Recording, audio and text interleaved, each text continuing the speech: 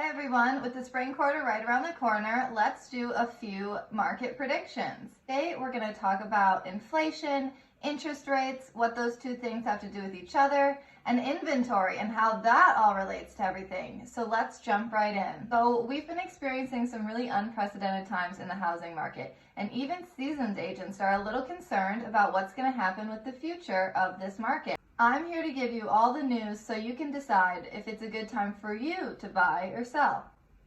It is.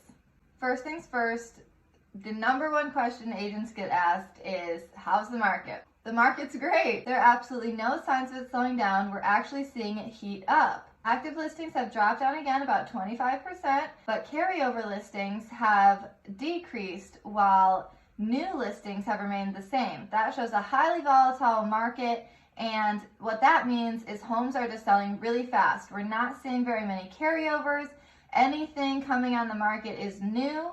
Home sales have hit a 15-year record high with $6.1 million in sales in 2020 as compared to $5.3 million in sales in 2019. We've got the most housing starts since 2006. This means builders are building new homes with a growth rate that has remained positive at 3.2%. This suggests a breakthrough in housing. However, some of those new starts won't be ready for a few more years. Appreciation jumped to 15% in 2021 as compared to 6% in 2020. This steady increase in appreciation is great right now as inflation continues to rise. Appreciation is a great hedge against rising inflation rates. Real estate is one of the time-honored inflation hedges. It is a tangible asset that holds its value while inflation reigns, in comparison to paper assets, which don't as much. More specifically, as prices rise, property values rise as well. To put this in perspective, we're seeing about a 6.8% increase in inflation as compared to an 18% increase in appreciation. We always want to out-appreciate inflation, so buying a home is a great way to add a strong asset to your portfolio and build your wealth. The Home Price Expectation Survey indicates $89,000 of potential growth in your home over the next 5 years. Next, what's happening with inflation rates and home prices? Mortgage rates fell with the uncertainty of the Russian-Ukrainian war, but we already saw it jump back up again a bit. 30-year mortgage rates move in unison with 10-year treasury rates. So uncertainties will always make those rates fall. Right now, rates are expected to stay low but continue to rise in the coming months. Home price growth is reaccelerating as well, due in part to low inventory levels. January 2021 saw 10% home price appreciation with 18% from July to November. It jumped again to 18.5% in December, and experts believed it would lower again in January 22, but instead it jumped up to 19.1. The forecast for 2022 indicates a 16.1% increase, but many experts say that's too low and are expecting an 8 to 10% increase, all depending on inventory.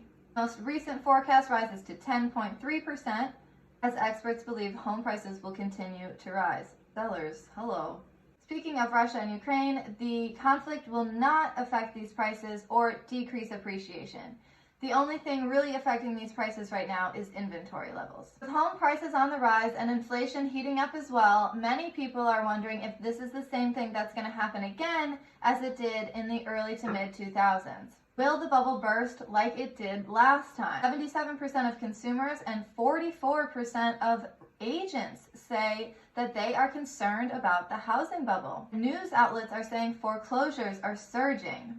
No wonder you're worried, but let's set the record straight. This is nothing like last time. Nothing like last time.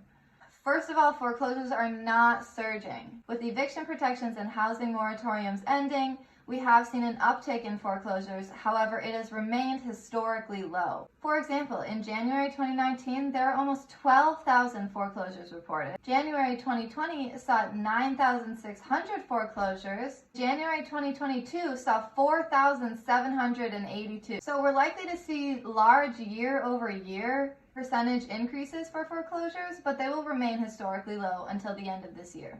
Additionally, in regards to how this is nothing like last time, in 2006, the volume of loans in billions with a credit score over 620 was 375.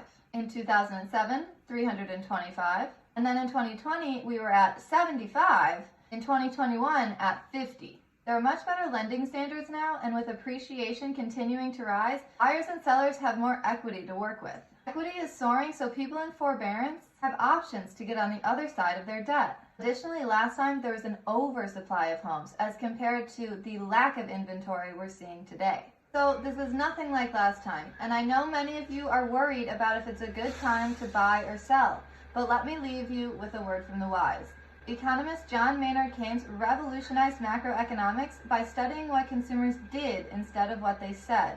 He said, never listen to what the consumer is saying. Always watch what they're doing. Even though the majority of consumers are saying they don't think it's a good time to buy, they're buying homes at record numbers. It's a good time to be a buyer or a seller. Call me if you want to learn more about what that process can look like for you, how much you can get for your home, and how much home you can buy.